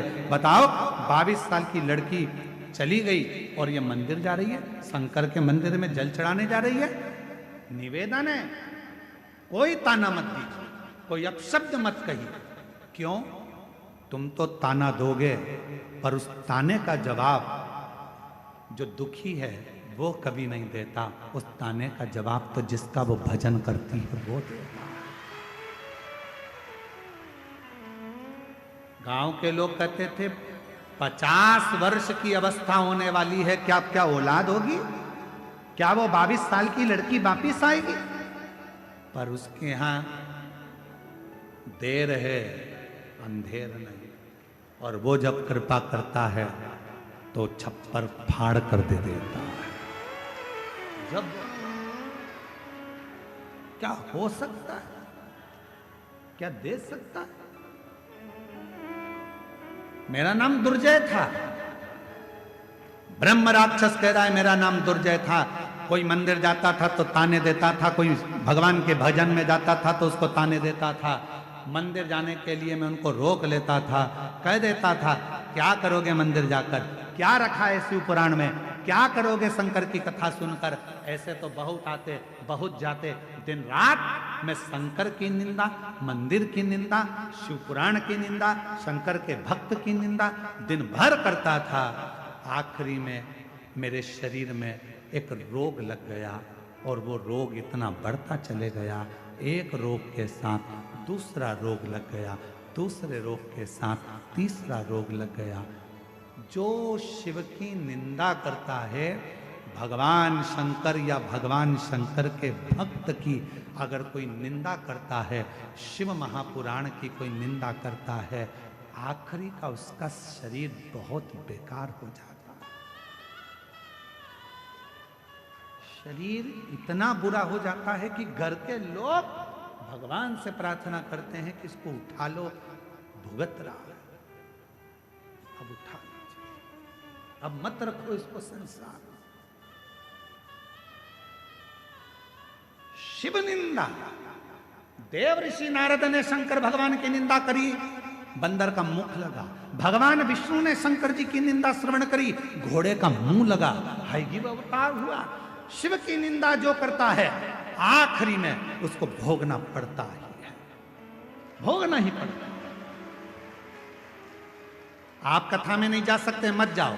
और किसी को ये मत कहो कि शिव पुराण सुनकर क्या करोगे, क्यों इनके चक्कर में पड़े हो, क्यों क्या करना, शंकर जी की कथा से क्या मतलब है, काय को जा रहे हो, क्या मतलब है, क्या रखा है शिव पुराण में, क्यों शंकर जी के मंदिर में एक लोटा जल चढ़ाना।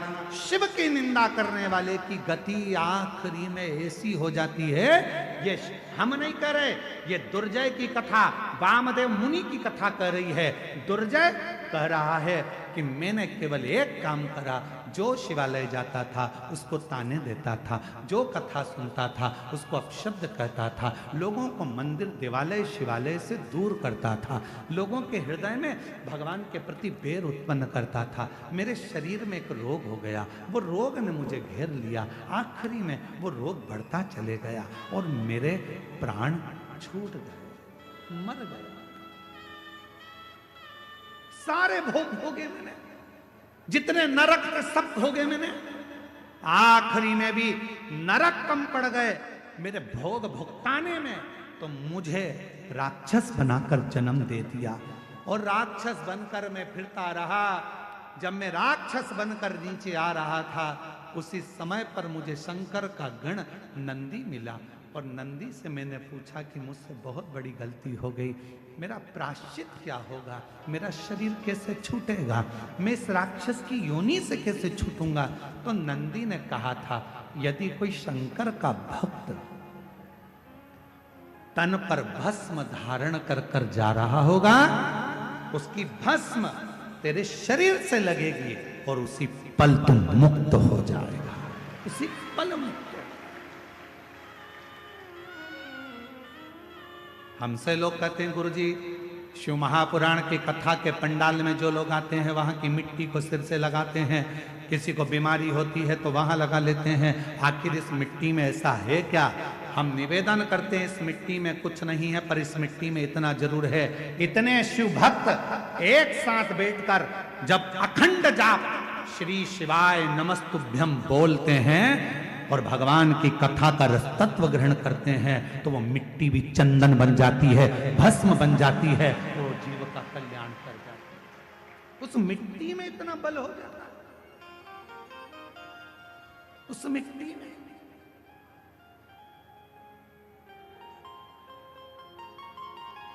किसी के 10 साल बच्चे नहीं, किसी के 12 साल बच्चे नहीं, किसी के एक पत्र है,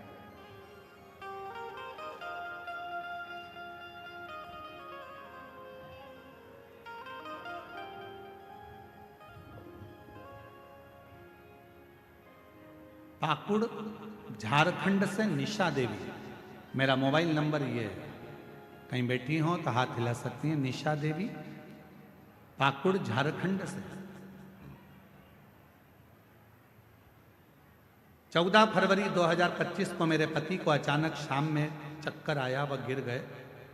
उनको हम हॉस्पिटल लेकर गए तो वहाँ डॉक्टर ने हमको धुलिया के रेफर कर दिया। आईसीयू में हम लोग उनको रखे। डॉक्टर ने पूरा शरीर पैरालिसिस मार गया, पूरे शरीर में लकवा था, बोल नहीं सकते। ब्रेन के अंदर ब्लड के थप्पे जम चुके थे, ना वो हिलते थे, ना डोलते थे, ना बोलते थे, पड़े रहते। तब डॉक्टर ने कहा कोई गारंटी नहीं, पता नहीं ये कब उठे, शरीर तो पूरा बेकार हो चुका है। तब कैसे होश आए? शिव जी के मंदिर भगवान शंकर को एक लोटा जल चढ़ाकर उसका जल लगाना प्रारंभ करा, बेलपत्र देना प्रारंभ करा। समझ नहीं आया कि करें तो करें क्या।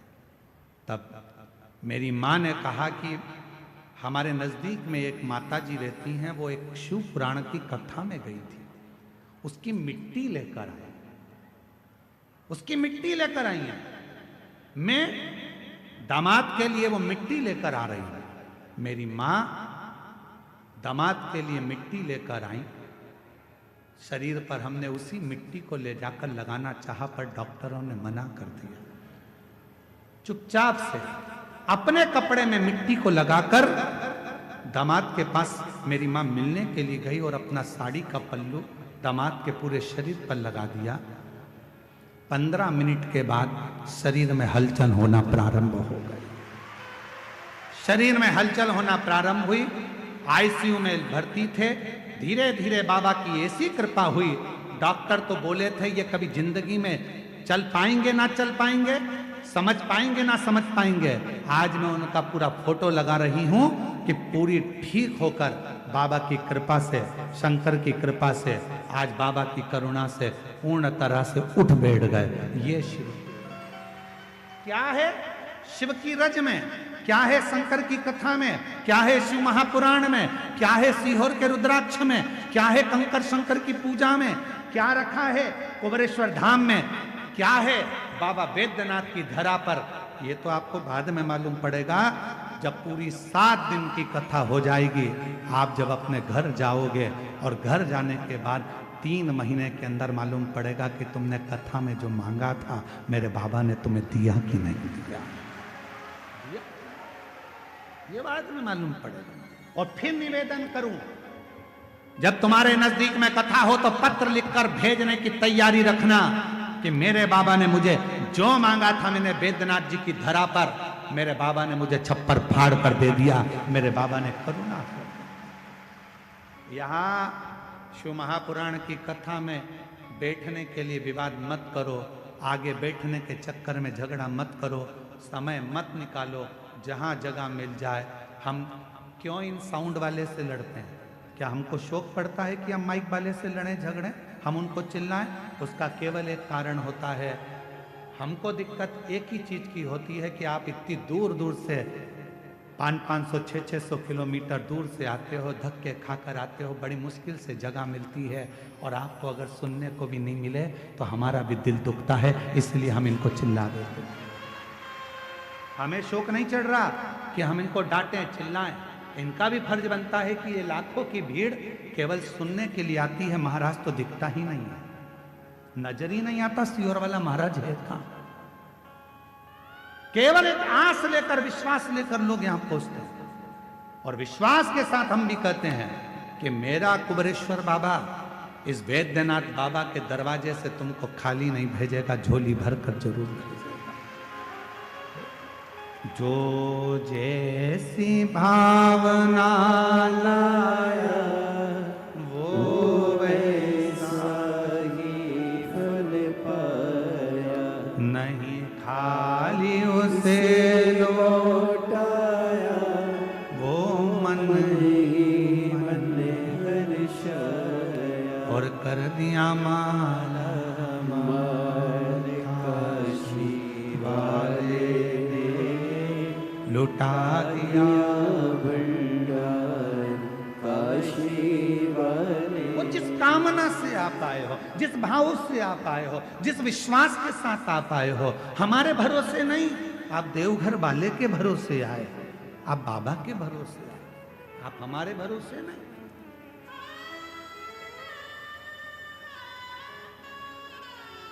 हमारी सामर्थ्यता नहीं कि हम आपको कुछ दे सके, कुछ प्रदान कर सके। यहाँ कथा में उत्तर प्रदेश के कानपुर से लालू सोनी जी आए, ये बैठे हैं। एक बार हमने इनसे कहा, क्यों लालू भैया तुम रोज ग्रुपों में व्हाट्सएप पर बाबा की रोज थोड़ी थोड़ी कथा रोज डालते हो, लोग सुनते हैं, तुम्हारे को ऐसी भाव अंदर से कैसे आ जाता है? तो ये कानपुर वाले लालू सोनी जी कहते हैं, गुरुदेव हमको रात में शिव जी खुद ऐसी प्रेरणा दे देते हैं कि सवेरे बाबा की ये कथा डालना है और लोग सुनेंगे, जीवन में उतारेंगे और अपने आप उसका फल प्राप्त होगा। हम धन्यवाद देते हैं आपको। शिव प्रेरणा खुद देते हैं।